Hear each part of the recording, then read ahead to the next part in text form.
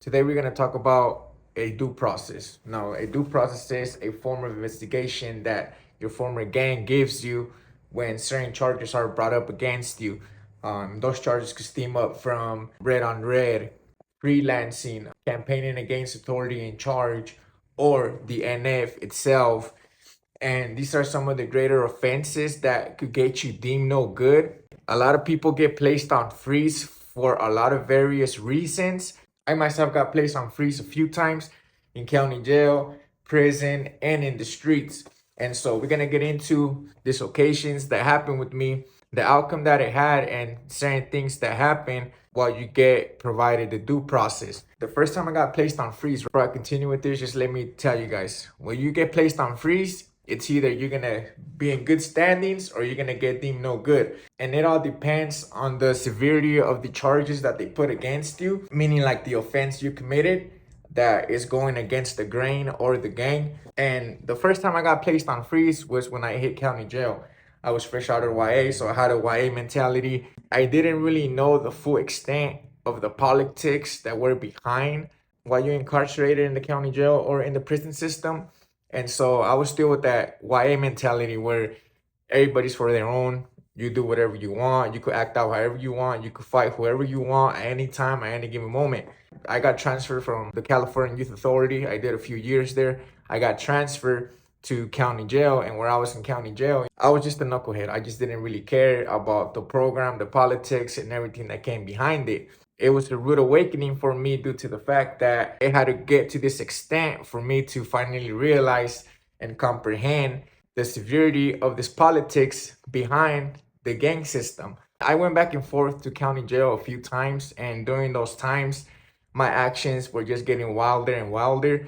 At this moment, when I got placed on freeze, I wanted to fight another former gang member in the county jail system due to the fact that he disrespected me. And the way that I used to deal with the disrespect was that, okay, if you disrespect me, I'm just gonna fight and we're just gonna get down and get it over with and move on about our day. But you can't do that in the county jail or in the prison system, to the fact that it's called a deemable offense, red on red. And that's one of the worst things that you could do when you're in a game, because you're going against your own people.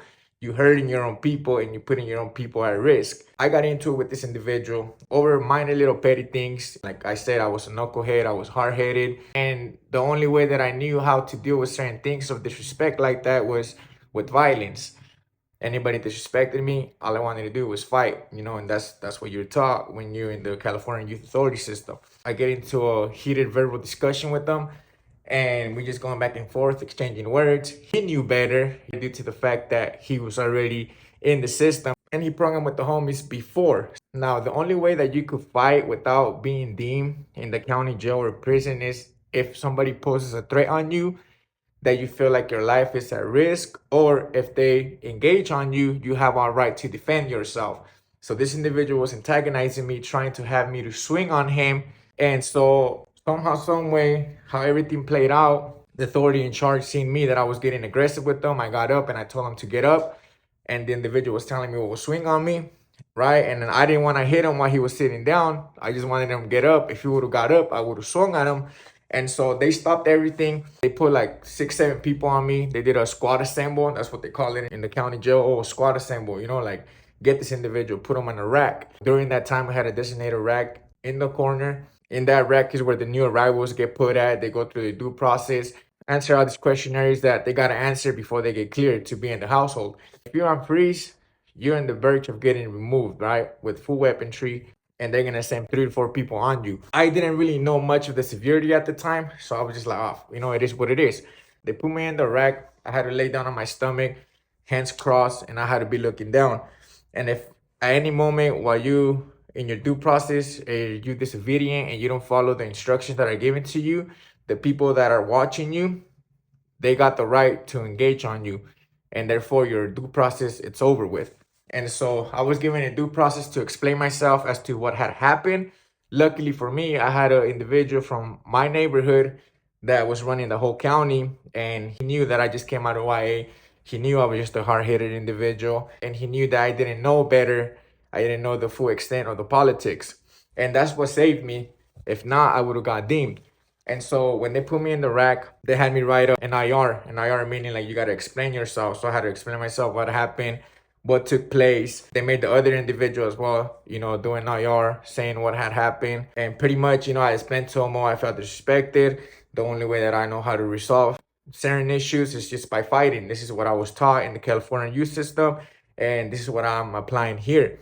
And so the homie got with me, he's like, you know what, you need to realize that you're not in YA no more. You need to realize that this is the big house. You're not dealing with little kids no more. You're dealing with grown ass men that are fighting for their life, people that are going to prison for the rest of their life, people that got 20 plus years, and we're not here to play with those games. Next time that you act out like that, whether you know better, I'm gonna stick this big shank in your neck. And so he brought out a big old flat, 6 to 8 inches, straight metal. And I'm just like, oh, damn, like he means no games, right? I'm like, damn, this dude is serious. And older homie, he's been to prison, so he knows what he's doing, right? I'm like, if this dude gets that in my neck, it's over for me. I'm like, hell no, I don't want to get removed, right? Because I seen a removal the week prior to that. And this is during the times where the Monterey County Jail individuals were getting deemed for little to no reasons, right?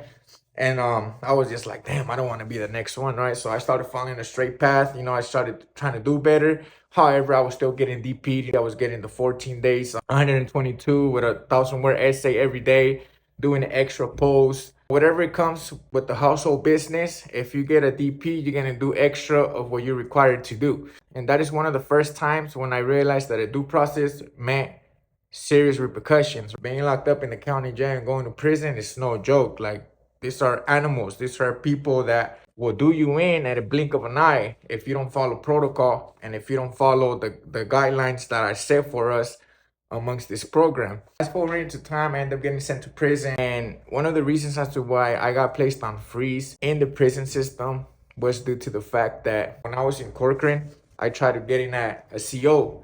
I tried hollering at the CO, to bring stuff in for me. So when you're in the prison system, the homies encourage you to find routes to bring in some revenue or to find ways to make some type of money, some type of revenue. You could do this, you could do that, whatever the case might be, as long as you bring some type of revenue, you could provide for yourself or the household betterly, it was a plus. In this occasion, I was working in the kitchen, and in the kitchen you have COs and you have free staff. This instant, it was a CO. And this CO, everybody used to disrespect him. Everybody used to, like talk down on him. And so I prayed on that. I went up to him and I told him, hey man, like, what's up? What's going on with you, man? And I used to call him the little homie. I'm like, hey, what's up, little homie? You start putting little things in their ears, little by little, to see how they react. And so this individual's like, oh, I could be your little homie. I'm like, yeah, you could be the little homie, right? And I'm like, look, everybody disrespects you.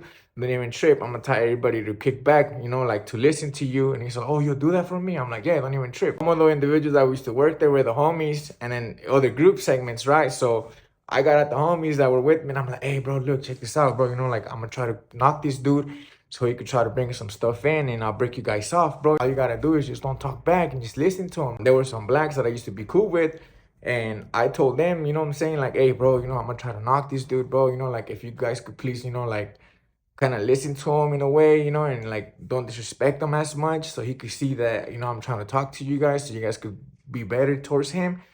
Maybe I could knock him, and when I knock him, I'll break you guys off. And I'm like, all right, for sure, right? So it was like that for a few days. He used to give me extra sugar, juice, whatever the case might be. Started off with little things.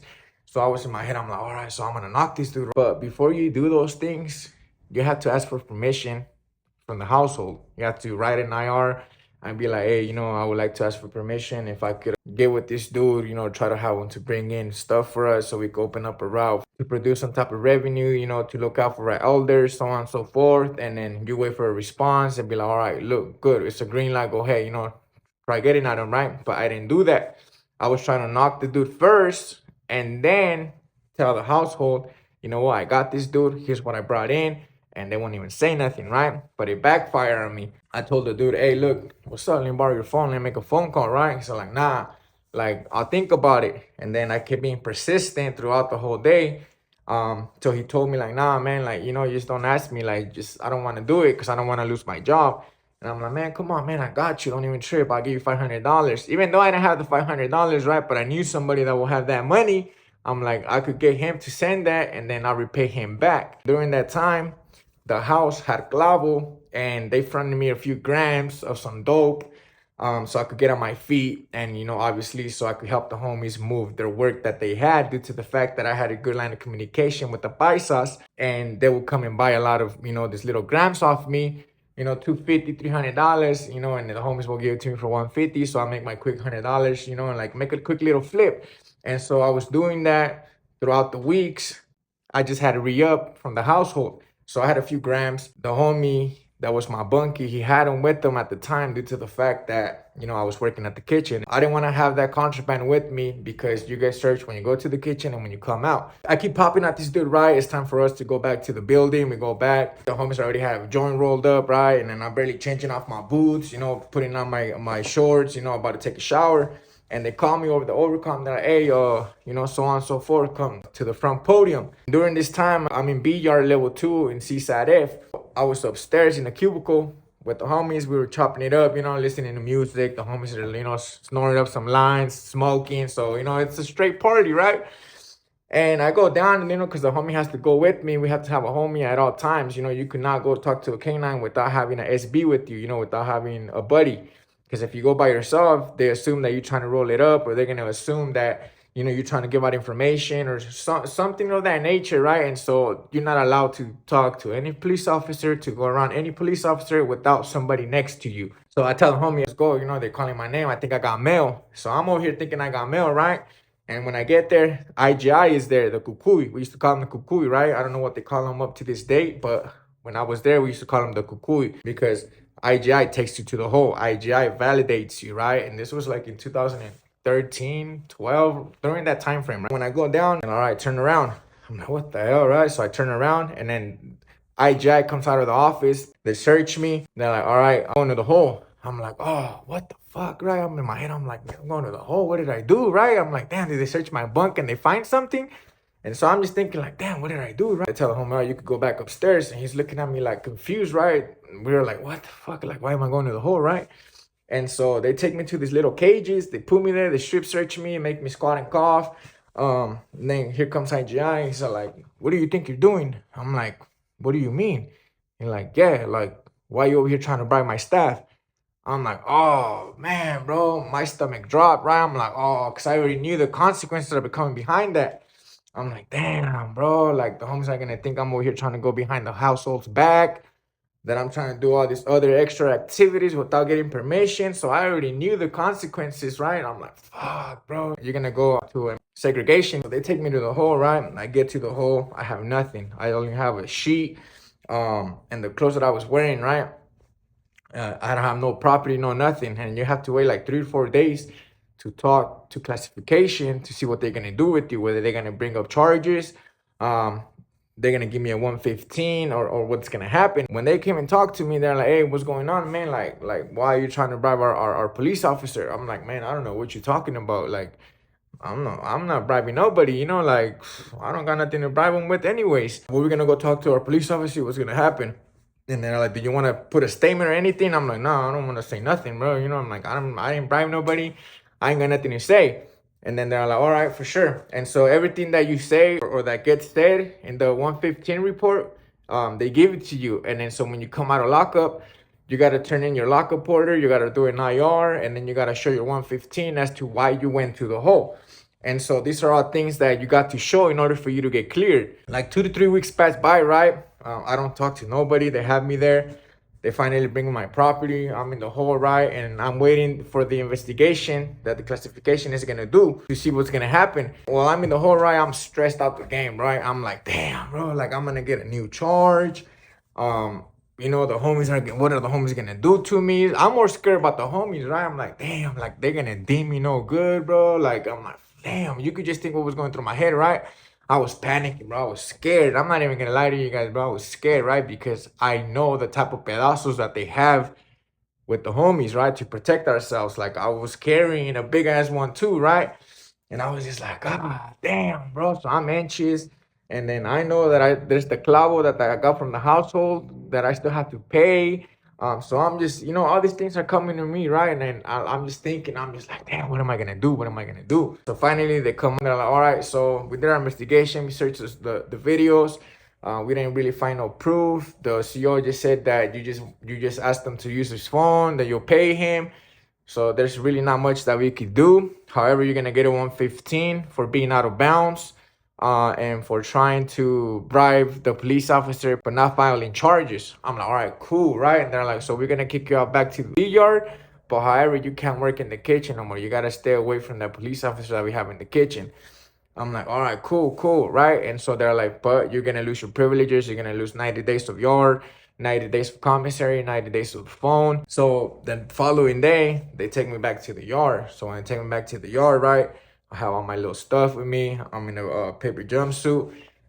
I go back to the same building. As soon as I go back to the same building, bro, I see all the homies, right, looking at me, like just looking at me, bro. Like, don't even say what's up. The homies that I'm associating with, smoking with during program hours, that I see them doing coke lines and, they have the clavo, they're not even talking to me. They switched on me fast, right? And then they're staring at me. I'm like, damn, right? And then one of the homies that I was hella solid with, they're like, hey, what's up, fools? I'm like, damn, like, you came back.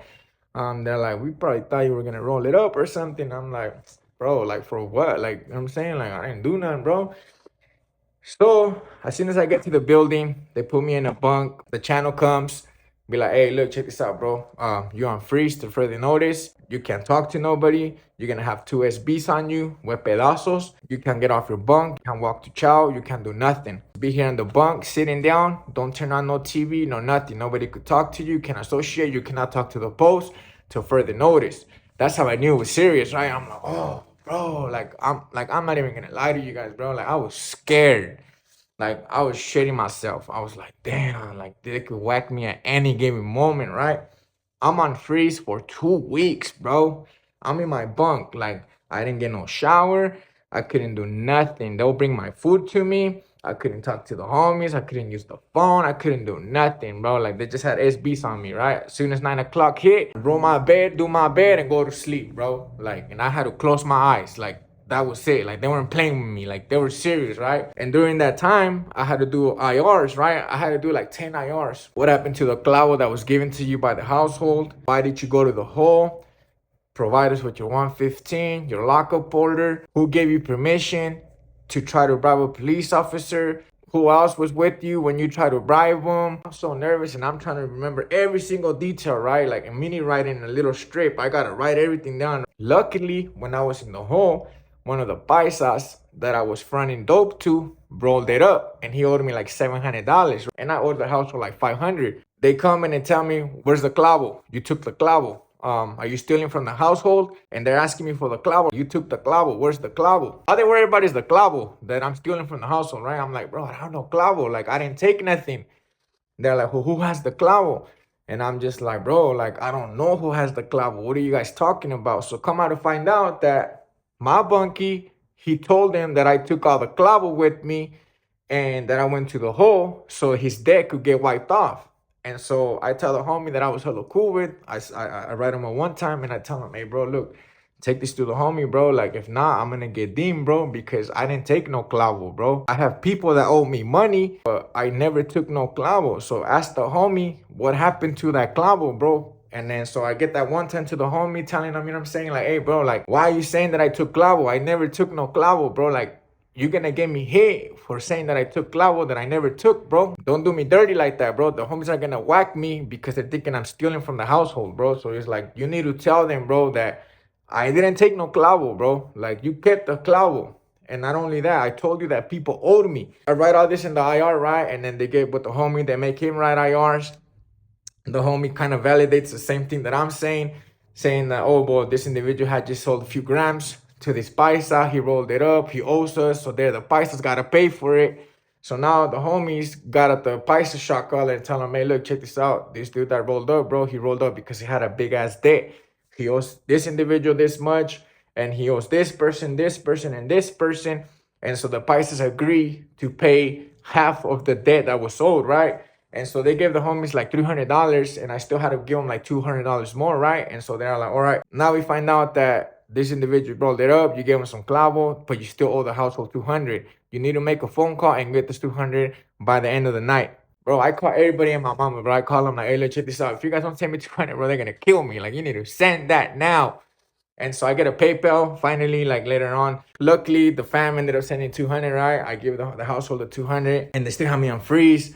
And I'm just sweating bullets. So I'm like, at any given moment, this individual are gonna come, they're gonna stab me, bro. Like, it's over, right? Like, all my so-called homies, they don't even talk to me, they don't even glance at me. Like, if they look at me, they give me that look like you're about to get deemed, bro. So you better take off type thing, right? I'm over here praying every night, every hour of the day. I'm praying, bro. Like, I'm scared. Finally, they come. The COC comes, right? 3 homies come.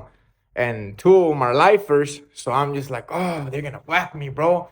So I'm just waiting, bro. I'm on the top rack, right? So I'm waiting for this individual to come. I'm like, they're about to stab me. They're going to give me the business, bro. I'm like, damn. The 2 people that are, SBing me, they go in front of the cubicle, and then the 3 homies come in, right? And then they're like, get off your bed. I'm like, oh, fuck, bro. So I get off the bed, right? And I'm even shaking, bro. Like, I'm not even gonna lie to you guys, bro. Like, I'm shaking in my boots, right? And I get off, and then they're like, all right, bro. They're like, so what really happened with the CO?